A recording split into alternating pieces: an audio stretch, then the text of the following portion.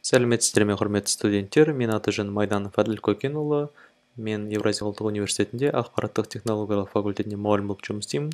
Және сонымен қатар Cisco WebEx бойынша сертификатталған жаттықтырушы болып табыламын.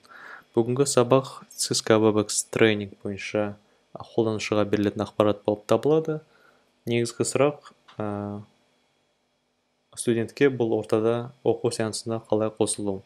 Яғни Cisco WebEx Meetings сияқты сіз өз электронды поштаңызды мұғаліміңізге жіберуіңіз қажет. Сол электронды поштаға сіз оқу сеансына шақыру хатын аласыз. Бұл осындай түрде болады. Яғни бұл тренингке шақыру. Келесі сіз сеанстың тақырыбы, яғни сабақтың тақырыбын көресіз.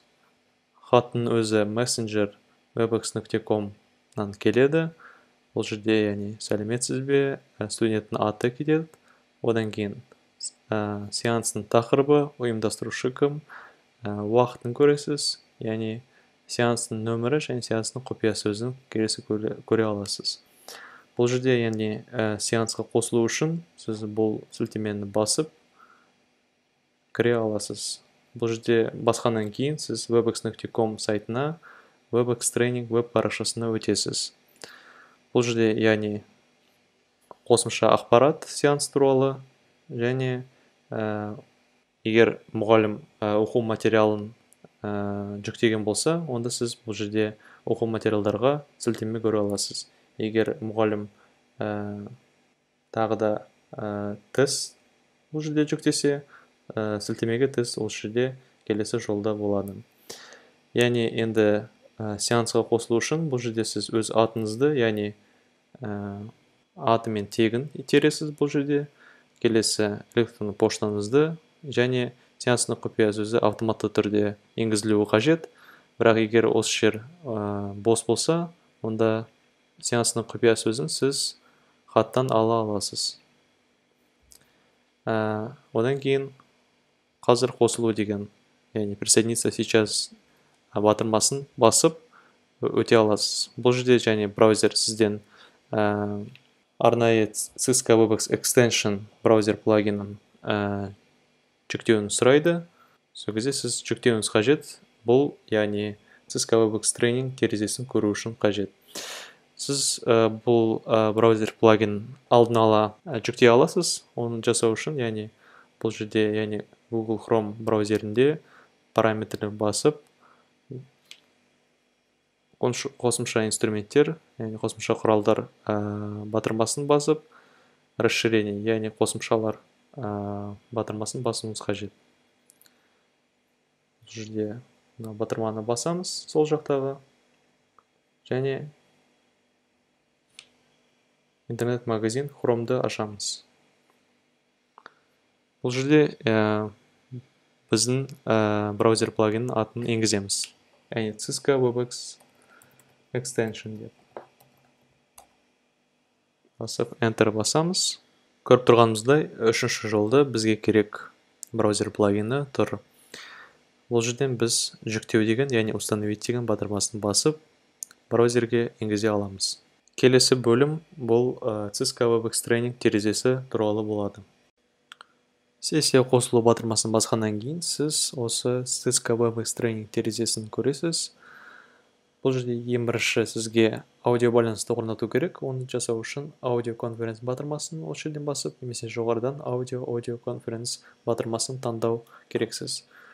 Басқаннан кейін сіз компьютер арқылы жасыл батырмасын көресіз. Оны басқаннан кейін өз динамигіңізді және микрофон пайда болады. Және де жасыл белгі пайда болады ол жерде, және байланыс орнатылды деген хабарлама шығады. Осы жерде сіз динамик және микрофон жұмысын тексере аласыз. Оны жасау үшін test speaker or microphone батырмасын осы жерден басу керексіз.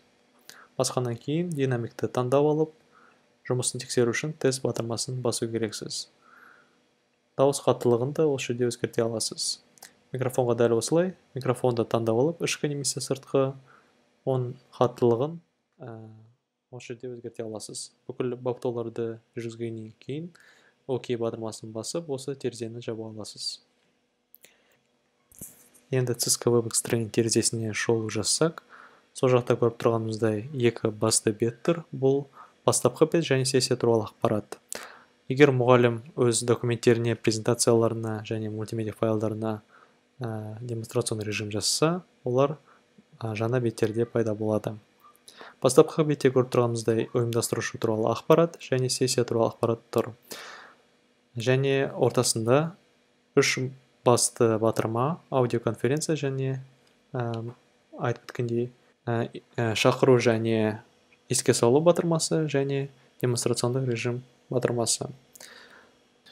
Шақыру және еске салу батырмасы арқылы ұйымдастырушы студенттердің электронды пошталарын енгізіп және жіберу батырмасын басу арқылы оларды осы тренинг сессиясына шақыра алады. Егер мұғалім бір студентті таңдап алып, оны екінші ұйымдастырушы ретінде қойса, ол да бұл жерге студенттердің пошталарын енгізіп, осылай тренинг сессиясына шақыра алады.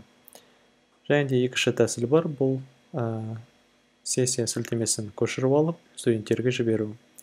Бұл жерде яғни екінші батырма бар, еске салу батырмасы. Егер сіз бұл тренинг сессиясына шақырсаңыз болсаңыз, бірақ кейбір студенттер кірмей қалса, сіз оларға еске салу хатын жібере аласыз. Бұл жерде яғни электронды пошталар енгізіп, дәл осылай жіберу батырмасын басу арқылы оларға еске салу хаты келеді. Келесі батырма бұл демонстрационный режим батырмасы. Егер ұйымдастырушы сіздің рөліңізді докладчик ретінде ауыстырса, сіз осы батырманы қолдана аласыз. Cisco WebEx Meetings'та сияқты сізде бірінші вариант бар, яғни жұмыс үстеліңізге демонстрационный режим жасау, файл бұл документ, презентация, мультимедиа файлдар болуы мүмкін. Оларға да демонстрационный режим жасай аласыз. Немесе белгілі бір программаның терезесіне. Ол веб-браузер болуы мүмкін, немесе мәтіндік файл. Бұл жерде көріп тұрғанымызда менде қандай программалар ашылып тұр. Мен оларды біреуін таңдау арқылы демонстрационный режим жасай аламын. Сессиядан шығу үшін астыңғы кнопканы, яғни сессиядан шығу батырмасын басу керексіз. Оң жақта көріп тұрғанымыздай қатысушылар панелі және чат панелі тұр. Олар бірден көрінбесе, оларды астыңғы кнопкалар арқылы белсенді етуге болады. Windows операция жүйесінде бұл батырмалар жоғарыда орналасады. Қатысушылар панеліне келсек, үстінде ұйымдастырушыны көресіз. Бұл Cisco WebEx белгісі докладчик рөлін білдіреді. Егер ұйымдастырушы сіздің рөліңізді докладчик ретінде ауыстырса, сізде де осындай Cisco WebEx белгісі пайда болады. Және де бұл жерде өз камераңызды қосу немесе өшіру батырмасы бар, және де микрофонды қосу немесе өшіру. Чат батырмасын басу арқылы чатты белсенді етеміз. Бұл жерде яғни сіз бүкіл қатысушыларға немесе белгілі бір қатысушыны таңдап алып, хабарлама жасай аласыз. Енді батырмалар панеліне келсек, бұл жерде яғни бірінші батырма, қол көтеру батырмасы. Бұл яғни сізде бір сұрақ туындаса, лекция немесе лабораториялық жұмыс кезінде сіз қол көтеру арқылы осындай мұғалімге белгі жасайсыз. Егер мұғалім қандай да бір сұрақтар қойса студенттерге, сіз иә немесе жоқ белгілермен осы батырма басу арқылы жауап бере аласыз. Және де баяулату және жылдамдату батырмалары бар. Бұл яғни лекция немесе лабораториялық жұмыс тым баяу немесе тым жылдам деп сізге көрінсе, сіз бұл батырмаларын басып, мұғалімге сондай белгі жасай аласыз. Және де бұл жерде смайликтерді басып, хабарлама жасауға болады. Ұйымдастырушы бұл жерде яғни интерактивті сұрақтар қою мүмкін, яғни бұл жерден опрос жасап, сұрақты белгілеп, жауаптарды белгілеп, сіз сол сұрақтарға жауап беріп, өз жаңағы интерактивті тесттің нәтижесін көре аласыз. Және де бұл жерде Cisco WebEx тренинг сервисінде студенттердің назарын бақылау функциясы бар. Егер сіз бұл терезені жапсаңыз, немесе кішірейтсеңіз, сіздің атыңыздың қасында леп белгісі пайда болады.